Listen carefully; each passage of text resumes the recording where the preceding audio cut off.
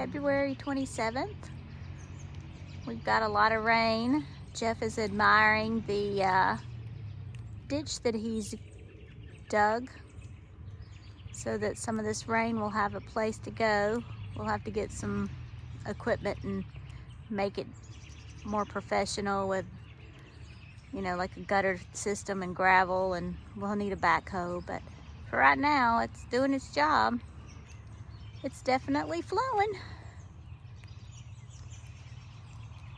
He worked hard doing all that.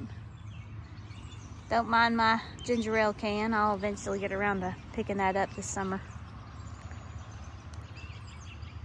But we still got about 5 more inches of rain to come this weekend. It's Saturday. It's supposed to get rain all day today and tonight and tomorrow. But that's okay because it's springtime. Springtime will be here and won't be much longer, and grass is going to start turning green, and we'll have to start mowing the yard and trimming all the new growth.